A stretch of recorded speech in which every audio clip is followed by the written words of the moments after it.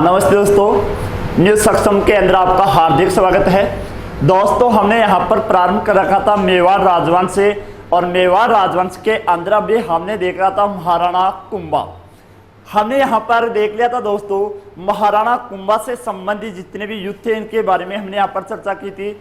इसके बाद में हमने देखा था महाराणा कुंभा से संबंधित जितने भी संधियां थी उसके बारे में हमने देख लिया था। यानी महाराणा कुंभा के शासन काल को हमने यहाँ पर 3 भागों में बांटा था। एक तो युद्ध व संधि के बारे में, दूसरा था हमारा स्थापत्य कला के बारे में, और तीसरा हमारा यहाँ पर था सांस्कृतिक विकास के अंदर देखा था दोस्तों। तो हमने यहाँ पर युद्ध व संधियों के बारे में हमने यहाँ पर चर्चा कर ली थी दोस्तों। इसके बाद में हमने यहाँ पर प्रारंभ कर दिया था स्थापत्य कला। स्थापत्य कला, और स्थापत्य कला के अंदर भी हमने यहाँ पर देख लिया था दोस्तों कि यहाँ पर स्थापत्य कला के अंदर है एक तो महाराणा कुंभा ने जो भारत हमारे मेवाड़ के अंदर 84 दुर्ग थे, इनमें से 32 दुर्गों का निर्माता किसे बोला गया था? महाराणा कुंभा को ही बोला गया था। इसलिए मेवाड़ के अंदर अगर राजस्थान के अंदर स्थापत्य कला का स्वर्णकाल बोला गया है तो वो किसको बोला गया था? महाराणा कुंभा को बोला गया था। अब देखते हैं दोस्तों, यहाँ पर हमने कौन कौन से टॉपिक देख लिए थे। एक तो हमने यहाँ पर विजय स्तंभ देख लिया था, जिसे भारतीय मूर्तिकला का विश्व कोश के नाम से भी या विक्ट्री पावर के नाम से भी जाना जाता था। और इसके बाद में हमने देख लिया था यहाँ पर कीर्ति स्तंभ। कीर्ति स्तंभ भी हमने यहाँ पर देख लिया था। आज हम यहाँ पर देखते हैं दोस्तों, महाराणा कुंभा से संबंधित कुछ यहाँ पर दुर्गों का भी निर्माण करवाया था। निर्माण क्या, इसने 32 दुर्गों का यहाँ पर निर्माण करवाया था। लेकिन यहाँ पर जो महत्वपूर्ण दुर्ग हैं इसके बारे में हम यहाँ पर चर्चा करते हैं दोस्तों।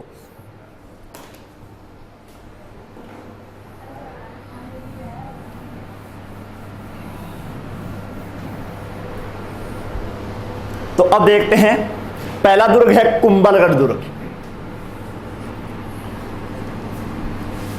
कुंभलगढ़ दुर्ग, कुंभलगढ़ दुर्ग। वर्तमान में कुंभलगढ़ दुर्ग कहां पर है? वर्तमान राजसमंद। वर्तमान में कहां पर पड़ता है? वर्तमान राजसमंद के अंदर ये आता है।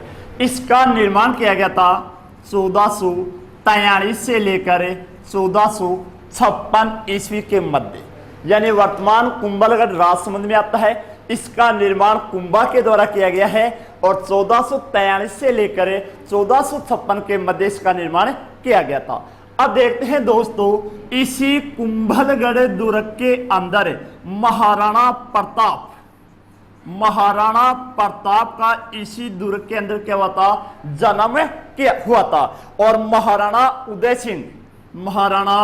उदय सिंह का इसके अंदर राज्याभिषेक किया गया था। किस दुर्ग के अंदर महाराणा प्रताप का जन्म हुआ था? कुंभलगढ़ दुर्ग के अंदर। और किस दुर्ग के अंदर उदय सिंह का राज्याभिषेक किया गया था? तो उदय सिंह का राज्याभिषेक भी कुंभलगढ़ दुर्ग के अंदर किया गया था। तीसरी बात यहां पर देखते हैं कि इसी दुर्ग के अंदर एक उड़ना पृथ्वीराज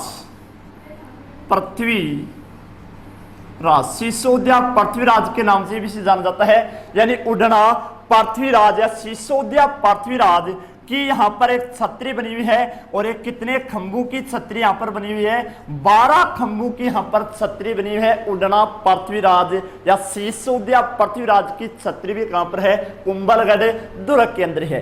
कुंभलगढ़ दुर्ग की अगर हम लंबाई देखें तो इसकी लंबाई है 35.8 किलोमीटर, यानी लगभग 36 किलोमीटर की इसकी क्या है? लंबाई है। कुंभलगढ़ दुर्ग की अगर मैं चौड़ाई की बात करूं तो इसकी चौड़ाई है कि एक साथ 4 घोड़े इसके ऊपर दौड़ सकते हैं। एक साथ कितने घोड़े यहां पर दौड़ सकते हैं? 4 घोड़े दौड़ सकते हैं। इसकी चौड़ाई, जो दीवार की चौड़ाई है, इतनी चौड़ाई इसकी बताई गई है। और लंबाई कितनी है इसकी? लगभग 36 किलोमीटर इसकी लंबाई है। अब देखते हैं दोस्तों, कुंभलगढ़ दुर्ग को एक तो मेवाड़ की आंख बोला गया है। मेवाड़ की आंख, मेवाड़ की आंख भी किस दुर्ग को बोला गया है? कुंभलगढ़ दुर्ग को ही बोला गया था। तीसरी बात है, कुंभलगढ़ दुर्ग के अंदर ही एक कट्टारगढ़ दुर्ग भी है और इसी कट्टार दुर्ग के अंदर महाराणा कुंभा रहा करता था और इसी कट्टारगढ़ के अंदर महाराणा कुंभा की हत्या कर दी गई थी इसी के पुत्र उदा के द्वारा। इसके बारे में हम चर्चा करेंगे। तो एक तो मेवाड़ की आंख कौन सा दुर्ग कहलाता है? कुंभलगढ़ दुर्ग कहलाता है। अब्बुल फजल ने इस दुर्ग के बारे में कथन बोला था? अब्बुल फजल ने इस दुर्ग के बारे में कथन बोला था कि इस दुर्ग की इतनी ऊंचाई है कि अगर नीचे से कोई मनुष्य इसको नीचे से ऊपर की तरफ देखता है तो सिर की पगड़ी गिर सकती है। तो ये कथन किस दुर्ग के बारे में बोला गया था? कुंभलगढ़ दुर्ग के बारे में बोला गया था। और अब्बुल फजल ने कथन बोला था कि अगर हम नीचे से इस दुर्ग को अगर देखते हैं तो इसके अंदर सिर की पगड़ी हमारी गिर सकती है। तो ये था दोस्तों हमारा कुंभलगढ़ दुर्ग। इस कुंभलगढ़ दुर्ग का प्राचीन नाम था मत्संद्रीपुर के नाम से भी इसे जाना जाता है दोस्तों। अब देखते हैं, तो यह दुर्ग था तो हमारा कुंभलगढ़। प्रताप का जन्म हुआ, उदय सिंह का राज्याभिषेक किया गया, महाराणा प्रताप की पृथ्वीराज जो उड़ना पृथ्वीराज या पृथ्वीराज सिसोदिया था, इसकी छत्री भी कहां पर है? कुंभलगढ़ दुर्ग में है। निर्माण कब हुआ था? 1443 से लेकर 56 के मध्य है। वर्तमान में कहां पर है? राजसमंद के अंदर है। लंबाई है लगभग 36 किलोमीटर है, चौड़ाई है लगभग 4 घोड़े एक साथ यहां पर दौड़ सकते हैं। और किस दुर्ग के बारे में अब्बुल फजल ने बोला था कि इस दुर्ग को अगर नीचे से देखते हैं तो सिर की पगड़ी गिर सकती है, वो भी कौन सा है? कुंभलगढ़ दुर्ग। और इसे मेवाड़ की आंख के नाम से भी जाना जाता है दोस्तों। अब इसी महाराणा कुंभा के द्वारा जो दूसरा दुर्ग का निर्माण किया गया है उस दुर्ग के बारे में हम देखते हैं, अफजलगढ़ दुर्ग।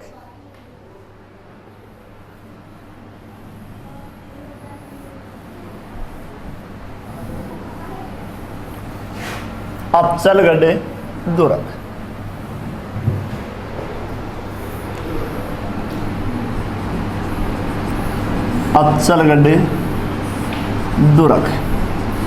अफजलगढ़ दुर्ग सिरोही में। अफजलगढ़ दुर्ग कहां पर है? सिरोही के अंदर है। यहां पर देखते हैं अफजलगढ़ दुर्ग पहले परमाणु के द्वारा निर्मित था, लेकिन महाराणा कुंभा ने इसकी क्या करवाई थी? यहां पर मरम्मत करवाई थी। तो यहां पर एक तो ओखा रानी का महल है, ओखा रानी का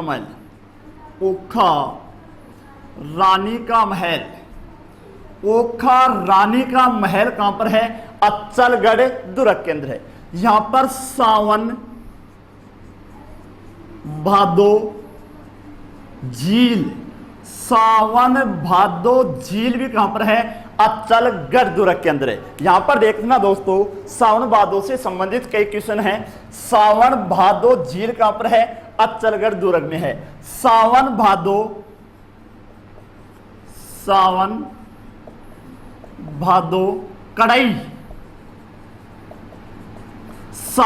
भादो कड़ाई करनी माता का मंदिर है जो बीकानेर के अंदर है, वहां पर लगी हुई है सावन भादो कड़ाई। कहां पर है? बीकानेर करनी माता। सावन भादो झील कहां पर है? अफजलगढ़ दुर्ग सिरोही में। सावन भादो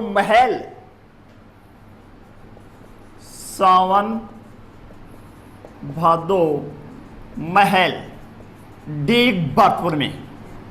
डेग भरतपुर के अंदर क्या है? सावन भादो महल है। सावन भादो परियोजना,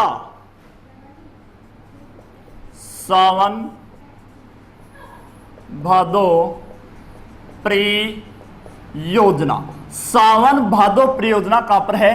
कोटा के अंदर है। कहां पर है दोस्तों? कोटा में है। तो सावन भादो झील कहां पर है? अफजलगढ़ दुर्ग में है। सावन भादो कड़ाई कहां पर है? करनी माता बीकानेर में है। सावन भादो महल कहां पर है? डेग भरतपुर के अंदर है। और सावन भादो परियोजना कहां की है? कोटा की प्रसिद्ध है। तो ये सावन भादो से संबंधित अगर हमारे क्वेश्चन बनते हैं तो यहाँ पर कितने क्वेश्चन बन जाते हैं? 4 क्वेश्चन बनते हैं। तो ये अफजलगढ़ दुर्ग का निर्माण भी किसके द्वारा किया गया था? कुंभा के द्वारा ही किया गया था। अब इसके बाद में जो दूसरा दुर्ग है उसके बारे में चर्चा करते हैं।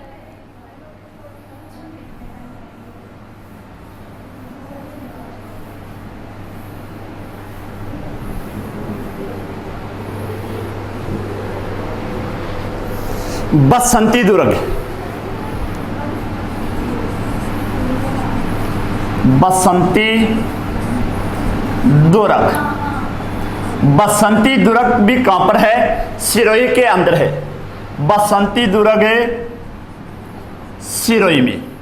यहां पर भगवान विष्णु के द्वारा 7 जलाशयों का निर्माण किया गया था। एक है भोमट दुर्ग, भोमट दुर्ग, और एक है बैराठ दुर्ग, बैराठ दुर्ग। भोमट दुर्ग कहां पर है? बाड़मेर में है। बोराट दुर्ग कहां पर है? भीलवाड़ा में। ध्यान रखना, बैराठ की पहाड़ियां कहां पर है? जयपुर में है। तो बैराठ का दुर्ग कहां पर है? भीलवाड़ा के अंदर है। भोमट दुर्ग कहां पर है?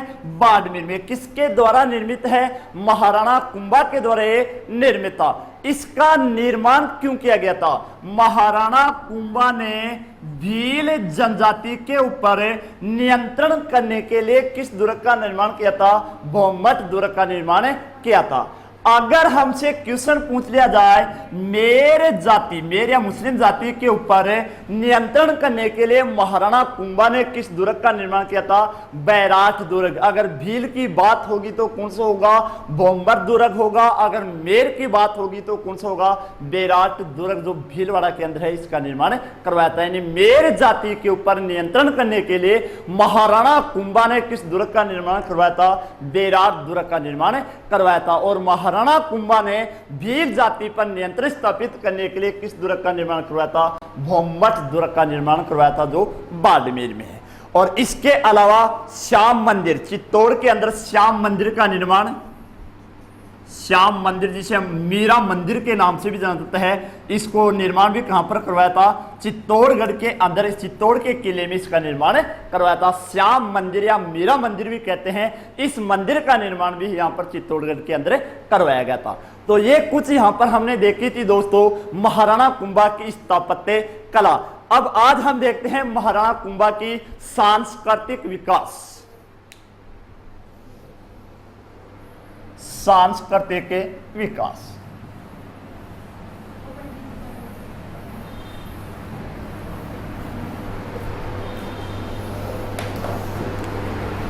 महाराणा कुंभा का सांस्कृतिक विकास, इसमें कितने ग्रंथों का निर्माण किया गया है, कौन कौन से यहां पर लोकगीतों का निर्माण किया गया था, इसके बारे में भी हम यहां पर चर्चा करते हैं दोस्तों।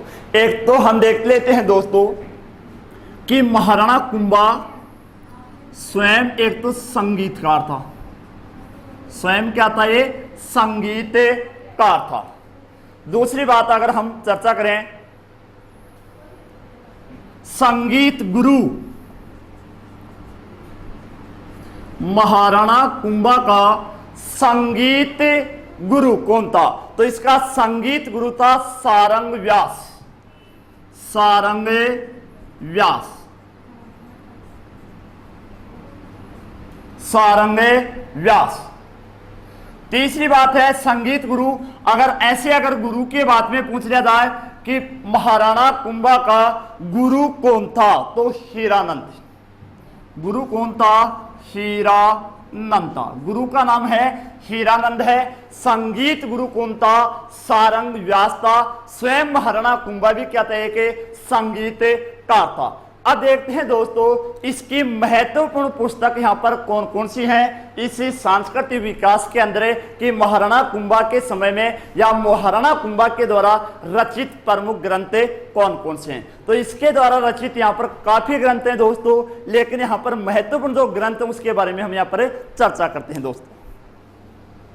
इसका हमने यहाँ पर एक ट्रिक बना रखा है दोस्तों, महाराणा कुंभा के प्रमुख ग्रंथों से संबंधित, प्रमुख ग्रंथों से संबंधित एक लड़की है जिसका नाम है दीपिका पादु,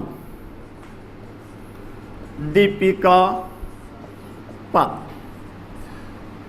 वो क्या करती है यहां पर दोस्तों, उसके पास में एक रस्सी है, उसके पास में क्या है? रस्सी है। वो क्या करती है? रस्सी कूदती है दोस्तों। रस्सी का रंग कैसा है? हरा। रस्सी का रंग कैसा था? हरा था। इस रस्सी के अंदर यहाँ पर क्या लगे हुए हैं, रतन लगे हुए हैं। रस्सी में क्या लगे हुए हैं, यहाँ पर 3 रतन लगे हुए हैं। और इस रतन जो वो रस्सी कूद करने से पहले ये क्या करती है, एक कांच के गिलास को क्या करती है, तोड़ती है। लड़की का नाम क्या है, दीपिका पादु। क्या करी है, वो रस्सी कूद करती है, यानी उसके हाथ में क्या है, रस्सी है। रस्सी का रंग कैसा है, हरा है।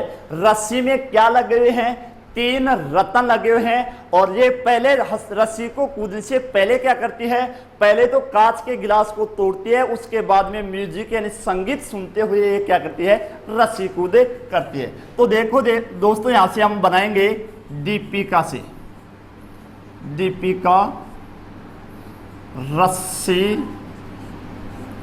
हरा, रतन और कांच।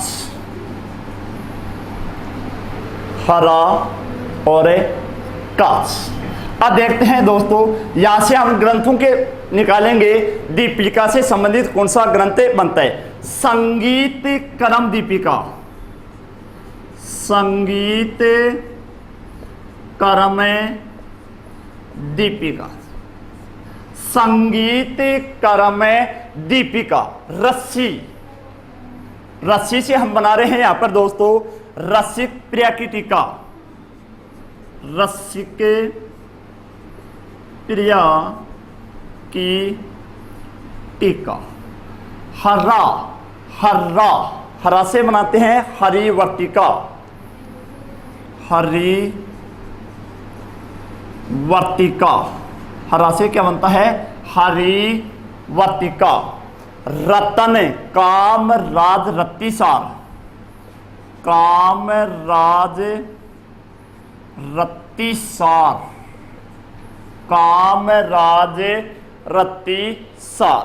काज, काम काम राज रत्तीसार, यहां पर आएगा काम राज रत्तीसार, काम राज रत्तीसार। और संगीत रतन, संगीत रत्नाकार। से शतक चंडक चुड़िका, यानी चंडी शतक टीका, चंडी शतक टीका। एक आता है संगीत राज, संगीत राज। एक आते हैं संगीत मीमांसा, एक आते हैं संगीत प्रबंध, एक आते हैं संगीत शुद्ध, संगीत शुद्ध। यानी वो संगीत को सुनती है और संगीत को भी कितनी बार सुनती है, यहाँ पर 4 बार सुनती है। एक लड़की है दीपिका पादु, उसके पास में क्या है, रस्सी है। रस्सी का कलर कैसा है, हरा है। रस्सी में क्या लगे हुए हैं, रतन है। ये क्या करती है, पहले एक कांच को गिलास को तोड़ती है, उसके बाद में एक गाने को म्यूजिक को प्रारंभ करती है। और ये संगीत को कितनी बार सुनती है, यहाँ पर 4 बार सुनती है। यानी संगीत राज, संगीत मीमांसा, संगीत प्रबंध और संगीत शुद्ध। दीपिका से हमने क्या बनाया, संगीत करम दीपिका। टीका रस्सी से क्या बनाया, रस्सी के प्रिया की टीका। हरी वर्तिका, रतन से संगीत रत्नाकार। कांच से हमने क्या बनाया, काम राज रत्तीसार। और जैसे हमने क्या बना लिया, चंडी शतक टीका। तो ये प्रमुख ग्रंथ बताए गए हैं किसके, इसी महाराणा कुंभा के द्वारा रचित प्रमुख ग्रंथ।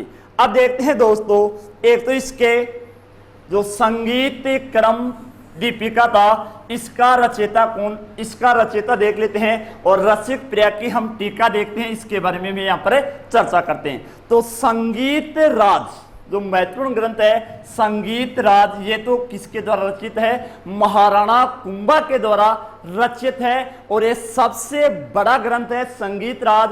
इसलिए संगीत राज को महाराणा कुंभा के ग्रंथों का क्या बोला गया था, सिरमौर के नाम से इसे जाना जाता है। यानी महाराणा कुंभा के ग्रंथों में अगर सर्वश्रेष्ठ ग्रंथ है तो वो कौन सा ग्रंथ है, संगीत राज है। या महाराणा कुंभा के ग्रंथों का सिरमौर के नाम से कौन सा बोला गया था, संगीत राज बोला गया था। रसिक प्रिय टीका, इसका रचयिता कौन था, जयदेव। जयदेव है गोविंद गीत, गोविंद के द्वारा इसका रचयिता किया गया था। अब क्वेश्चन हमारा यहां से संगीत राज से काफी बार क्वेश्चन आ चुका है कि ये कितनी शैलियों में है, या इसके अंदर कितने कोष हैं, कितनी शैलियां हैं, या इसके अंदर कितने कोष हैं, इसके बारे में हम चर्चा करें दोस्तों। संगीत राज से काफी बार क्वेश्चन आता है।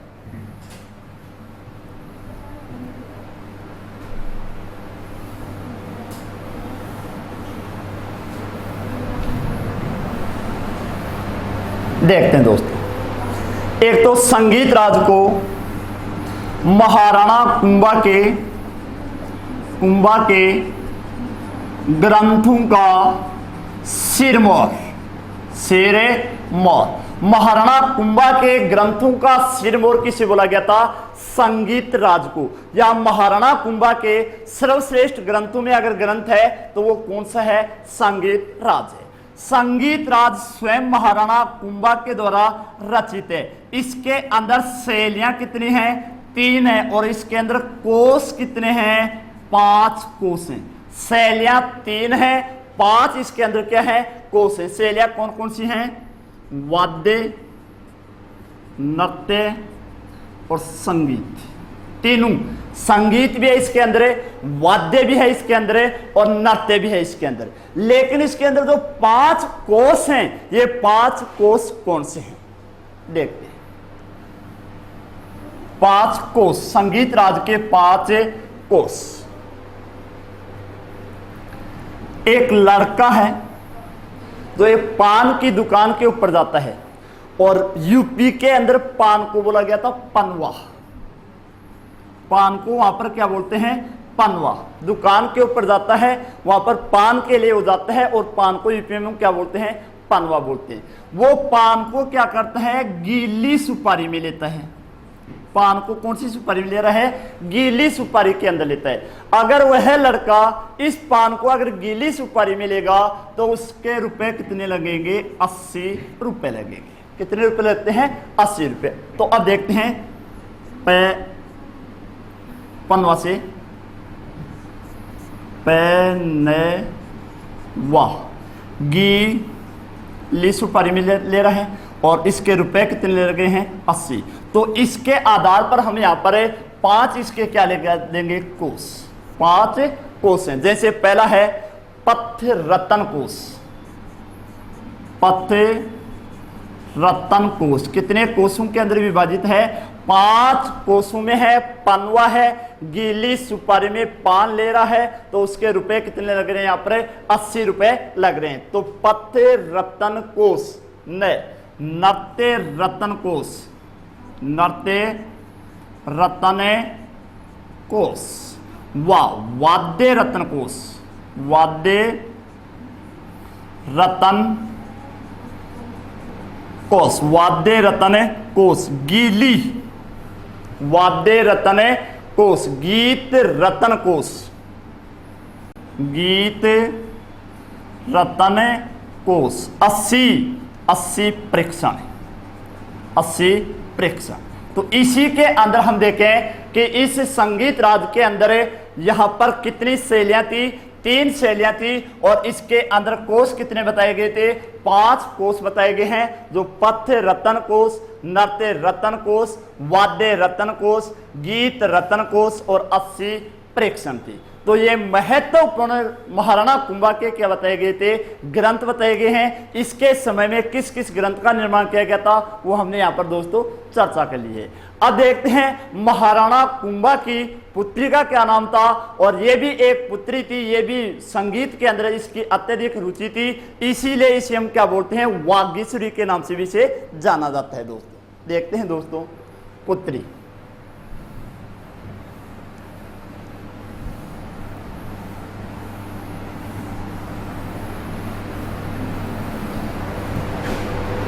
इसकी पुत्री का नाम था रमाबाई।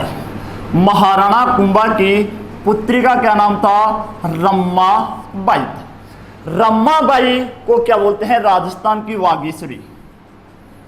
वागीश्वरी क्यों? क्योंकि इसके अंदर संगीत के अंदर इसकी अत्यधिक रुचि थी, ये भी एक संगीतकार थी, इसीलिए हम इसे क्या बोलते हैं? वागीश्वरी के नाम से इसे जाना जाता है। अब देखते हैं दोस्तों, इस रमाबाई का विवाह हो जाता है कहां पर? गुजरात के अंदर, और गुजरात का शासक था मंडलिक चतुर्थ। मंडलिक चतुर्थ। विवाह कहां पर होता है इसका? गुजरात के शासक मंडलिक चतुर्थ के साथ में इसका विवाह हो जाता है। जैसे इसका विवाह होता है तो मंडलिक चतुर्थ ने यहां पर क्या कर लिया था? मुस्लिम धर्म स्वीकार कर लिया। तो यहां से रमाबाई वापस मेवाड़ के अंदर आ जाती है, और मेवाड़ के अंदर भी कहां पर रहने लग जाती है? जावर के अंदर। कहां पर रह रही है? जावर के अंदर ये रहना लग जाती है। और इसी के अंदर जावर के अंदर एक तो रम्मा कुंड, रम्मा कुंड, रम्मा कुंड, रम्मा कुंड, जावर के अंदर इसने एक तो रम्मा कुंड और रामा स्वामी मंदिर का निर्माण करवाया। रामा स्वामी किसके द्वारा निर्मित मंदिर है ये? इसी रमाबाई के द्वारा। और कहां पर है? जावर के अंदर है, और इसी के द्वारा रम्मा कुंड व रामा स्वामी मंदिर का निर्माण करवाया था दोस्तों। अब देखते हैं दोस्तों, महाराणा कुंभा की कुछ उपाधियां हैं, उपाधियों के बारे में देखते हैं।